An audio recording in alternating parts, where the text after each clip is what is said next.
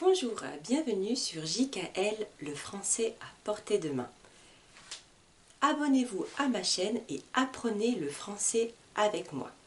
Aujourd'hui, je vous propose la leçon 44 du niveau A1. Nous avons vu dans la dernière vidéo les différents médecins spécialisés.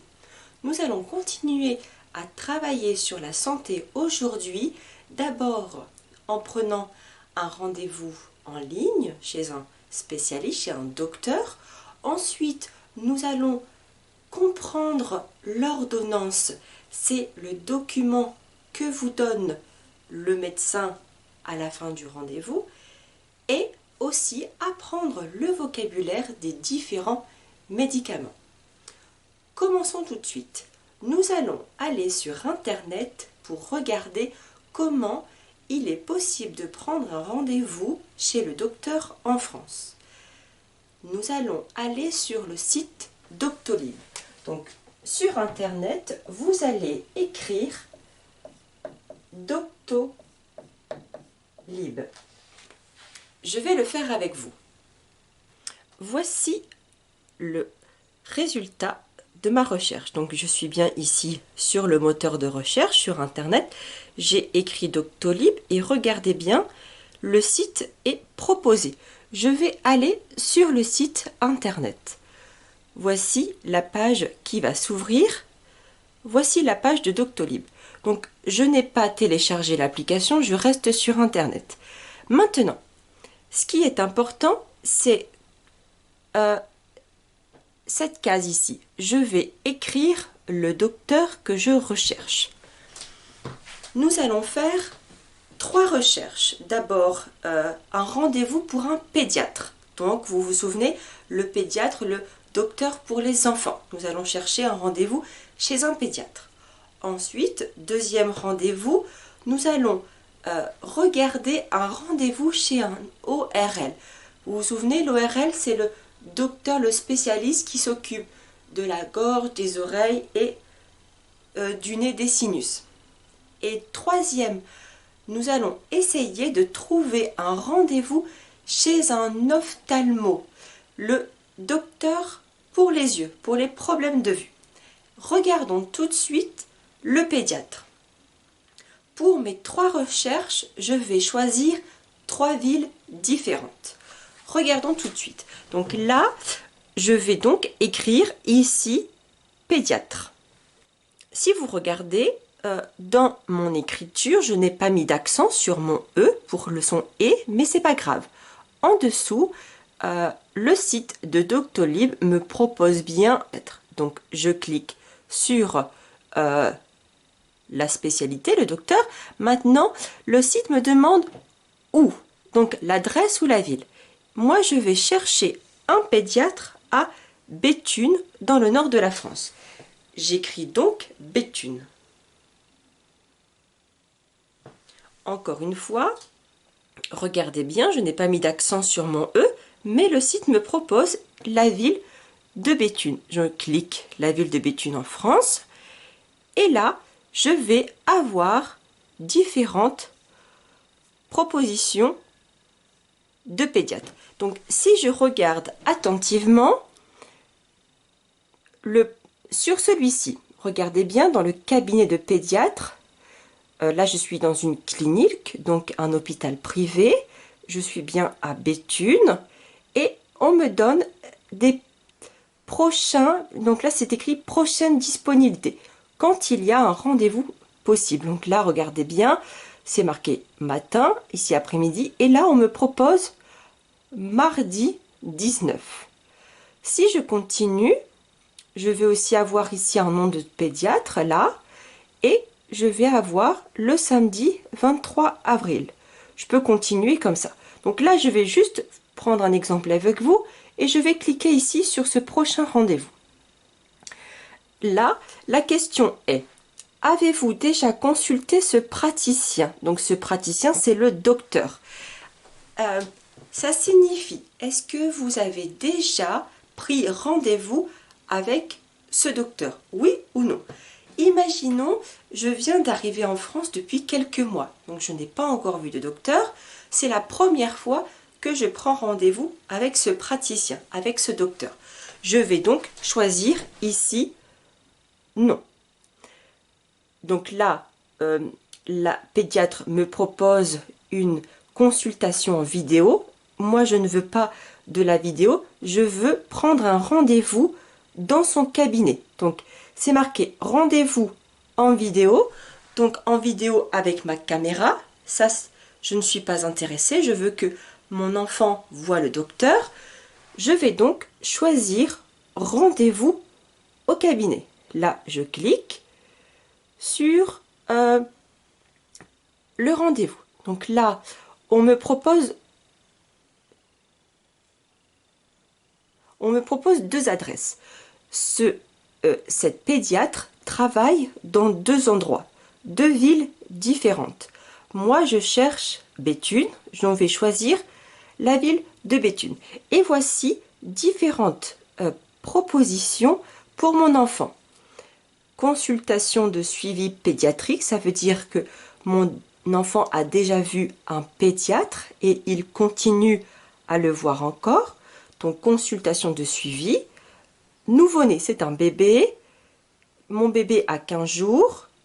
Là, c'est mon enfant a des allergies. Une vaccination, c'est très très urgent. Et le laboratoire. Moi, je veux une consultation de suivi.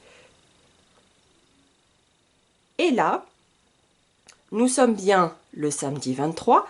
On me propose plusieurs horaires. Je vais prendre le début d'après-midi à 14 h. Je précise l'âge de mon enfant. Quel est l'âge du patient? Donc le patient, celui qui est malade. 16 ans ou moins, plus de 16 ans. Mon enfant, imaginons, a 6 ans. Donc si mon enfant a 6 ans, c'est 16 ans et moins. J'accepte. J'ai lu les conditions, ça veut dire je vais respecter de ne pas arriver en retard, je vais respecter mon rendez-vous.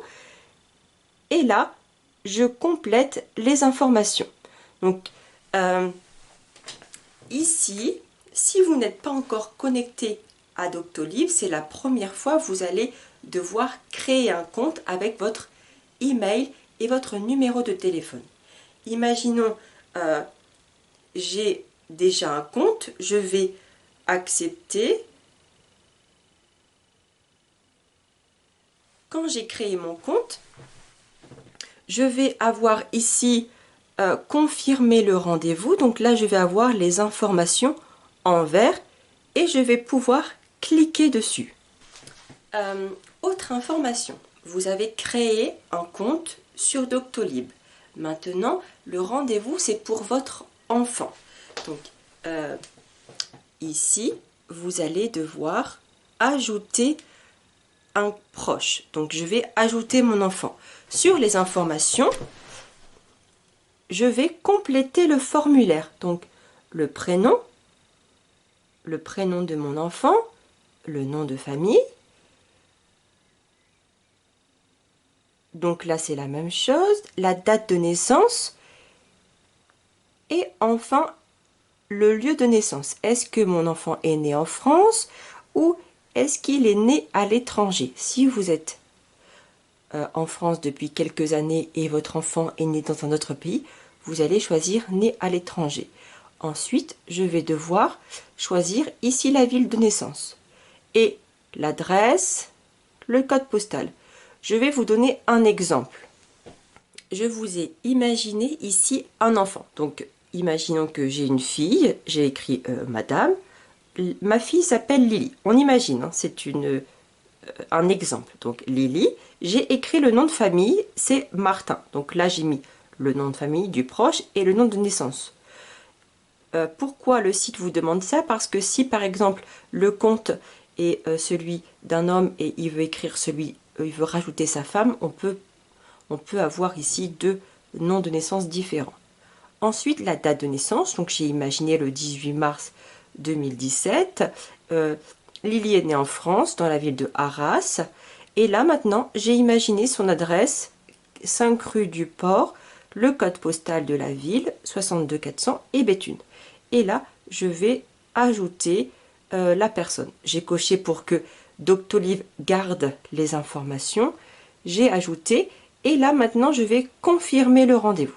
Donc je ne le fais pas puisque je suis en ligne et je vous donne un exemple. Maintenant je vais l'annuler et nous allons regarder un rendez-vous chez un ORL.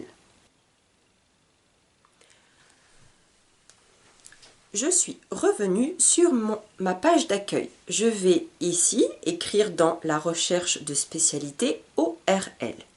Regardez, ORL. J'ai juste écrit les lettres ORL. Je sélectionne ici ORL. Maintenant la ville. Cette fois-ci, j'ai choisi Arras. J'écris Arras, une autre ville du nord de la France. Je sélectionne Arras. Et là, j'ai plusieurs rendez-vous possibles. Le mardi 19 juillet, cette fois-ci le 12 octobre, c'est très très loin, le 16 août, le 19 juillet à Douai. Par contre, moi je cherche à Arras. Si je regarde, là le docteur est bien à Arras. Là, on est dans une autre ville, à Lens. Ici, à Douai, ça signifie que dans la ville où je cherche, il n'y a pas beaucoup de rendez-vous. Je vais donc essayer de choisir celui-ci. Mardi 19 juillet. Alors, pourquoi est-ce que j'ai un rendez-vous? Je demande un rendez-vous chez l'ORL. On a plusieurs problèmes possibles. Vous vous souvenez, l'ORL va s'occuper des problèmes de la gorge, du nez, aussi des oreilles.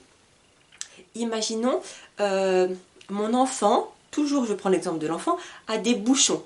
Ça veut dire qu'il n'entend pas très bien parce qu'il a beaucoup de cérumen dans l'oreille. Donc là, je vais sélectionner ici bouchon.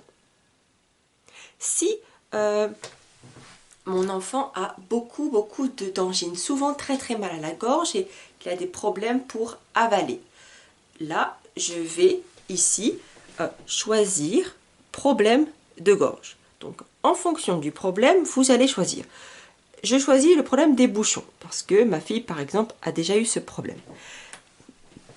Le mardi 19, on me propose plusieurs rendez-vous possibles.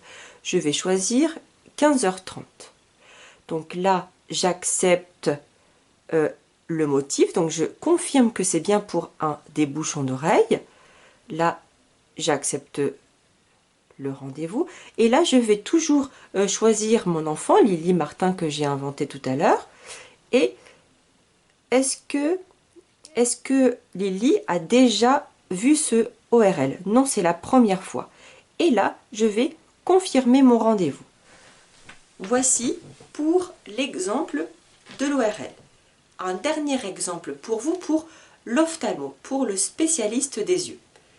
Je recommence. Je vais sur l'accueil. Sur ma page d'accueil, je vais encore une fois écrire ophtalmo.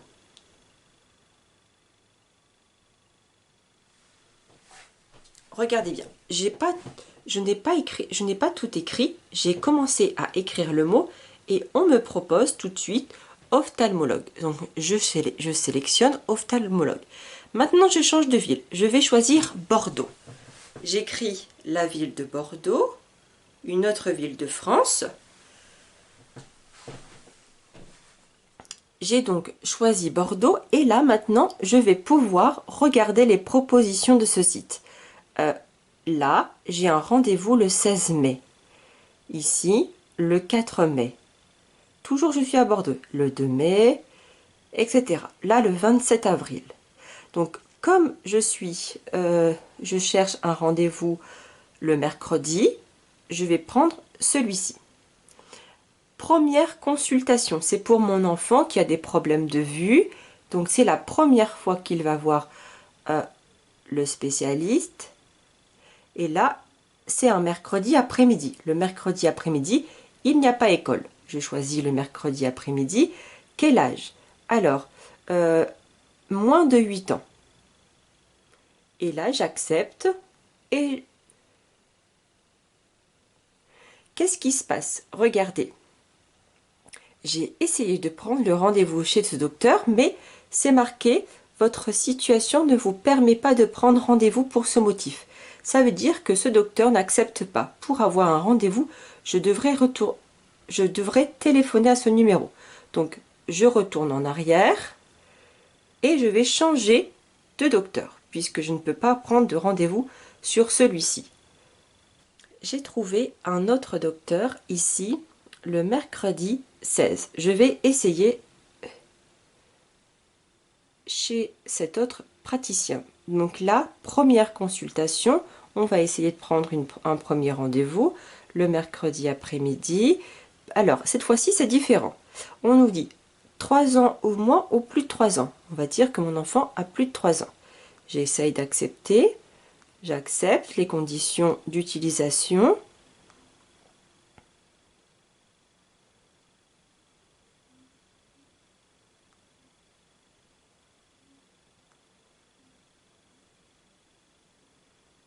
Et là, encore une fois, on me dit, donc on donne l'exemple de Lily. Lily n'a jamais vu cet ophtalmo, c'est la première fois, et je vais confirmer le rendez-vous. Bien sûr, je ne le fais pas. Quand vous avez confirmé le rendez-vous, vous allez recevoir un SMS, un message sur votre téléphone, mais également un email pour confirmer votre rendez-vous. Voici pour le site Doctolib. Vous pouvez utiliser ce site pour tous les rendez-vous, chez le gynécologue, chez le cardiologue, chez le pneumologue. Bien sûr, il y a des difficultés, des problèmes pour prendre des rendez-vous avec certains spécialistes. Par exemple, le dentiste pour les problèmes de dents, on peut essayer de prendre rendez-vous en ligne, mais ce n'est pas facile. Voici pour le rendez-vous. Maintenant, nous avons réussi à prendre différents rendez-vous. Je voudrais m'arrêter sur l'ordonnance. Nous avons pris rendez-vous, nous avons vu le docteur, nous avons expliqué nos problèmes de santé, nous avons vu ce vocabulaire dans les autres vidéos. Maintenant, le docteur nous a donné un document, un papier. Je vais vous montrer des exemples. J'ai avec moi plusieurs exemples d'ordonnances. Ceci est une ordonnance. J'écris au tableau. Une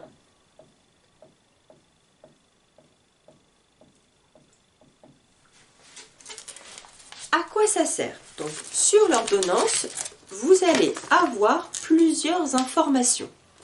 Vous allez retrouver le nom du docteur. Donc, sur l'ordonnance, vous allez avoir le nom du docteur. Vous allez avoir son adresse,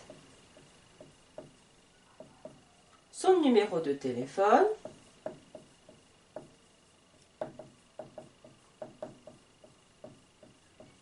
également les horaires pour les rendez-vous, les horaires d'ouverture,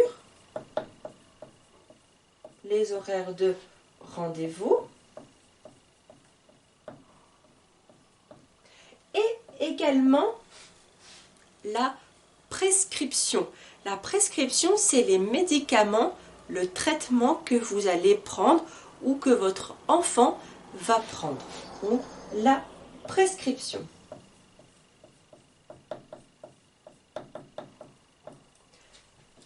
En plus de la prescription, on va avoir l'information sur le patient qui est malade. Si par exemple c'est moi qui suis malade, sur l'ordonnance, ça va écrire Judicaël Duquesnem. Si c'est ma fille qui est malade, ça sera écrit Odélia, également avec son âge peut-être et le poids qu'elle pèse. Par exemple, Odélia, 6 ans, 20 kg. Donc là, ça va être le prénom du patient. Donc le patient, celui qui est malade.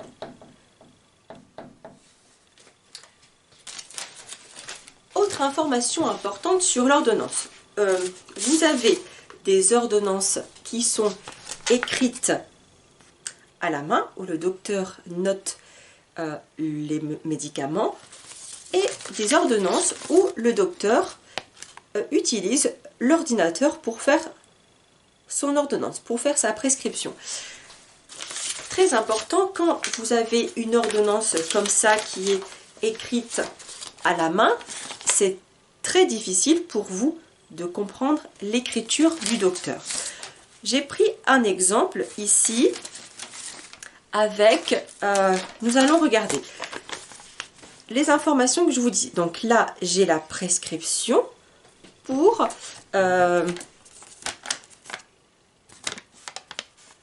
les médicaments. Ensuite, nous avons ici l'information sur le docteur, les informations sur les horaires de rendez-vous, les médicaments, et nous avons ici le prénom de ma fille, Odélia, ici.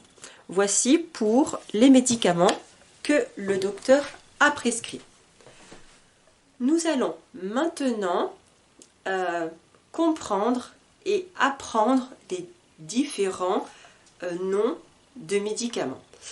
Quand vous avez cette ordonnance, vous allez aller à la pharmacie et le pharmacien, le préparateur en pharmacie va regarder la liste des médicaments et va vous donner le traitement. Apprenons le vocabulaire. D'abord, j'efface mon tableau. Nous allons commencer par ce premier mot de vocabulaire. Qu'est-ce que c'est un sirop? Le sirop est souvent utilisé pour les problèmes de gorge ou de toux. Quand je tousse, je peux prendre du sirop. J'écris au tableau un sirop. Vous pouvez donc avoir ici en médicament, en traitement, du sirop. Ensuite, également un comprimé. Ceux-ci sont des comprimés. Un comprimé.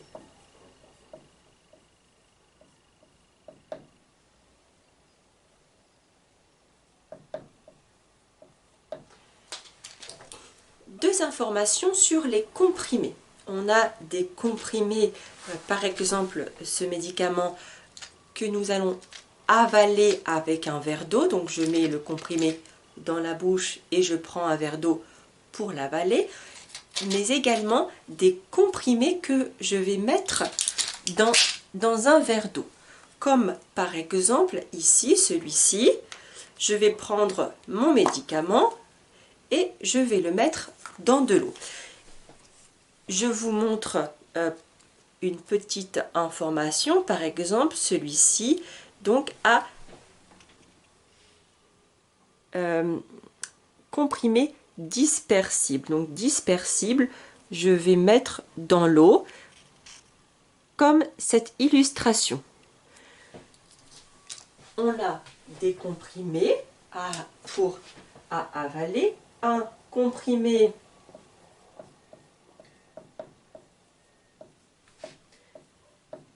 dispersible. On peut aussi entendre comme celui-ci. Je vais vous montrer l'information. Ici, 8 comprimés effervescents sécables. Donc sécable, je peux couper en deux. Et effervescent, ça veut dire que je vais mettre dans mon verre d'eau. Je vais attendre que le médicament a fondu avant de le boire. Donc un comprimé effervescent.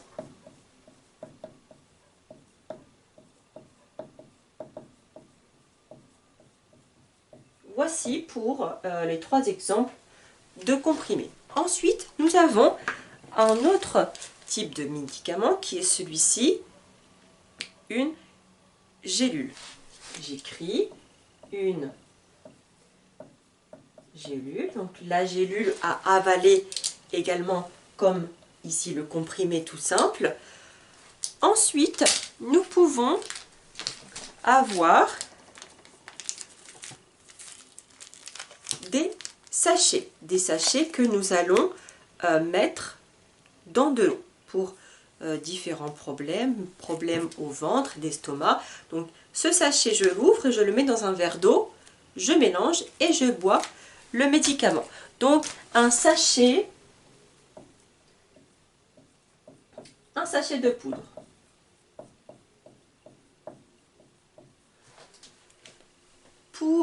Par exemple, pour les maux de tête, les adultes vont pouvoir prendre soit un comprimé, un paracétamol pour la tête, un paracétamol à avaler ou à mettre dans de l'eau. Mais pour les enfants, par exemple, ils vont avoir un sachet de poudre. Je continue avec mes autres médicaments.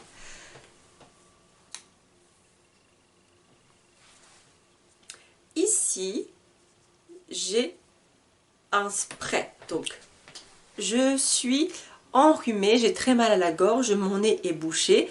Je vais voir le docteur et peut-être que le docteur va me donner un spray que je vais devoir utiliser pour mettre dans mon nez. Donc, un spray nasal. Le spray nasal, c'est pour le nez. Un spray nasal. Ensuite, je peux avoir très mal ici à la gorge. J'ai peut-être une angine ou je ne sais pas, un autre problème. Et là, je vais avoir un spray que je vais utiliser au fond de ma gorge. Donc, un spray gorge.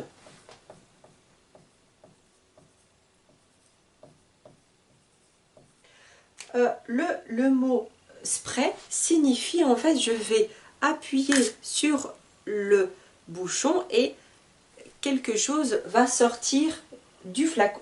Donc un spray nasal, un spray gorge. Je continue avec d'autres médicaments. Un tube, donc ça le flacon ici, le récipient c'est un tube de crème. Pourquoi un tube de crème? Peut-être j'ai des boutons, peut-être j'ai très mal au bras et mon bras est un petit peu enflé, je vais mettre de la crème, donc un tube de crème. Un tube de crème. Ensuite,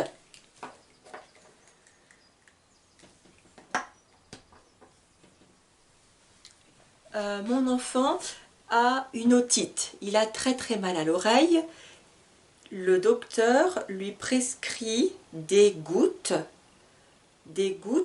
pour les oreilles. Donc là, j'ai un flacon, ce récipient, un flacon de gouttes auriculaires pour les oreilles. Donc un flacon de gouttes auriculaires.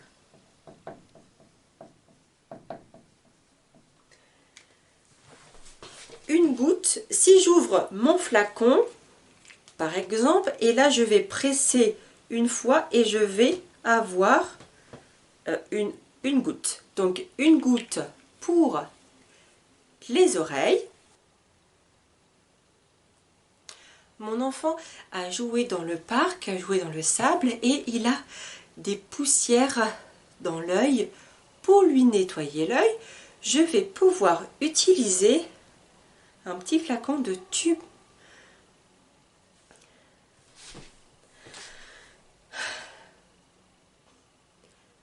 Un autre exemple, mon enfant a joué dans le parc, dans la terre ou dans le sable et il a des grains de sable, de la poussière, de la terre dans l'œil. Pour lui nettoyer, je vais pouvoir utiliser du sérum physiologique. Donc j'écris ce vocabulaire.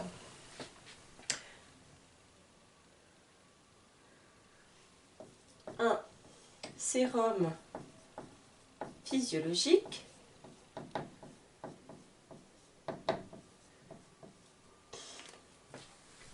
Un autre exemple, mon enfant est en train de jouer dans le jardin, dans la rue, dans le parc. Il tombe et il se blesse.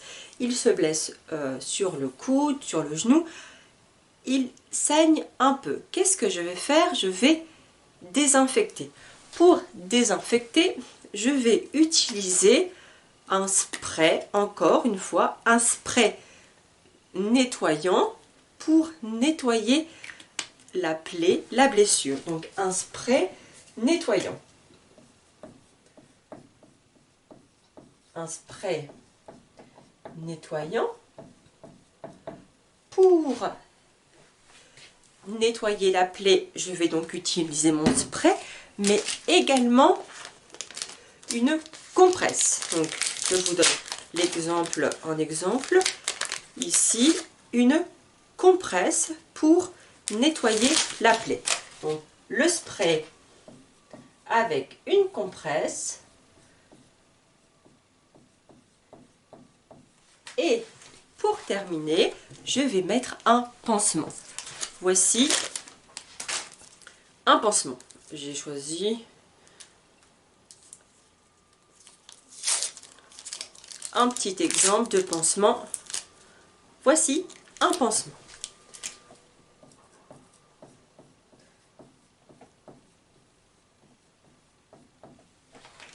Sur une blessure, une coupure. Voilà. Ce qui est important donc ici à faire, nettoyer avec une compresse et mettre un pansement. Je continue avec d'autres exemples, d'autres problèmes que nous pouvons avoir. Imaginons, votre femme est enceinte, vous êtes vous-même enceinte ou peut-être que vous avez des problèmes pour aller aux toilettes. Votre médecin va vous dire, vous devez faire une analyse d'urine. Analyse d'urine, c'est analyser le pipi. Donc faire une analyse d'urine. Une analyse, ça c'est un L, analyse d'urine. Analyse d'urine. Pour cela, vous allez à la pharmacie et le pharmacien va vous donner un flacon comme ceci. Vous allez devoir faire pipi dans ce flacon. Donc, un flacon d'urine. Un flacon.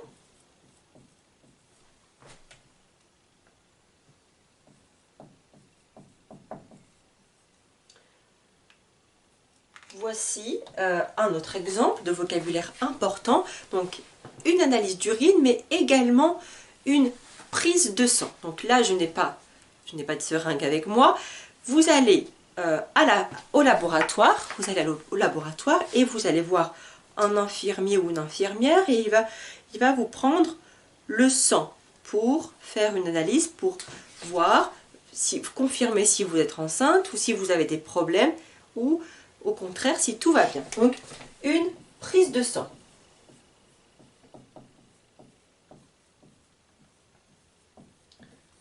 Hop. Autre vocabulaire, j'aimerais bien aussi vous apprendre, c'est vous avez des problèmes de stress, problèmes de cœur et vous avez de la tension ou pas beaucoup de tension. Pour cela, à la maison, vous pouvez avoir un tensiomètre pour prendre régulièrement votre tension, comme moi par exemple. Donc un tensiomètre pour contrôler la tension, si votre tension est à 12, 13, 11, voilà. Si par contre vous avez de l'hypertension, 17, 18, vous devez prendre rendez-vous avec le cardiologue. Donc là, un tensiomètre. Un tensiomètre. Et enfin, pour terminer le vocabulaire, votre enfant a très très chaud, vous-même vous avez très très chaud, peut-être que vous avez de la fièvre, il faut prendre votre température. Donc pour la température, maintenant il existe ce thermomètre frontal. Donc frontal, on n'a pas besoin de toucher la peau directement, donc je vais prendre sur le front pour avoir la bonne température et voir si mon enfant est très malade ou moi-même. Donc un thermomètre frontal. J'écris un thermomètre frontal. frontale pour le front.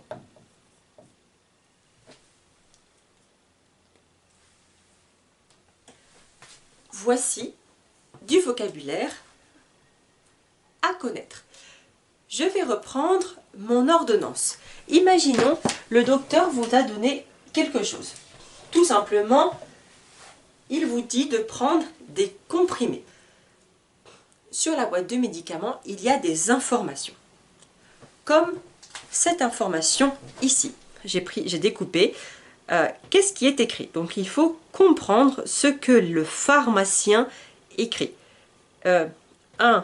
Ici c'est marqué CP, matin et soir, 5 jours. Donc là, il faut comprendre que CP signifie comprimé. Vous devez donc prendre le comprimé le matin et le soir. Donc un le matin, un le soir et pendant 5 jours. Je vais effacer le vocabulaire et nous allons nous arrêter sur la posologie, sur le nombre de médicaments, sur la fréquence des médicaments. Regardez cette petite étiquette que j'ai découpée sur une boîte. J'ai trouvé cette information très intéressante. Nous avons ici des illustrations. Donc, le matin, le midi, le soir. Donc, voici les moments de la journée où vous pouvez prendre les médicaments, où le pharmacien va vous dire de prendre les médicaments. Ensuite, ici, nous avons la durée. Donc, la durée, le nombre de jours. Et là, repas. Ça veut dire, ça signifie si je vais devoir prendre le médicament pendant le repas. Donc, information importante sur la fréquence, c'est, première chose, matin, midi, soir. Vous pouvez également avoir en écriture, en explication, par exemple, celui-ci. Regardez, il est écrit une gélule 3 à 4 fois par jour. Donc ici, le docteur, sur l'ordonnance, a écrit 3 à 4 fois par jour. 3 à 4 fois par jour. 3 fois. Donc si j'ai 3 fois par jour, ça signifie matin, midi et soir. Si j'ai 4 fois, je vais ajouter aussi l'après-midi en plus. Donc je peux avoir donc un nombre de fois. Par exemple, si j'écris une fois par jour. Voici un exemple. Je continue avec, je reprends avec mon ordonnance de tout à l'heure, là, un comprimé le matin et le soir, 5 jours. Donc on peut aussi avoir l'information pendant. Donc pendant peut être écrit comme ça. Voilà, pendant 5 jours, 3 jours, 15 jours, etc. Le mot jour. Jour peut être écrit comme ceci avec un J, peut être aussi écrit JR ou aussi JRS. Voici. Si vous lisez sur votre boîte de médicaments J, JR, JS, ça signifie jour. Fois, vous avez bien compris, on peut avoir soit le signe multiplié ou l'écriture fois. Ensuite, autre information, par rapport, je reprends par rapport à mon repas. Soit avant le repas ou après. Après le repas et ici en information pendant.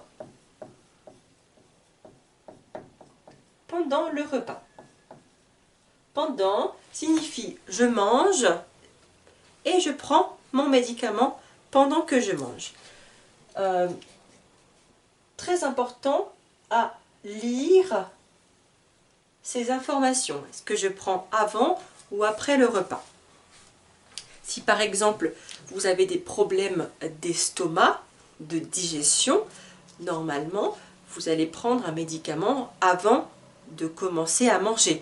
Ou au contraire, pour vous aider à digérer, vous allez le prendre après avoir terminé. Sur la fréquence, donc pendant 5 jours, je peux aussi avoir pendant une semaine. Un autre exemple, avec cette autre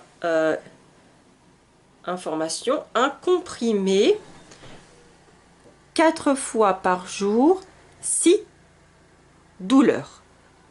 6 douleurs signifie la personne doit prendre un médicament pour le dos. Elle a des problèmes de dos.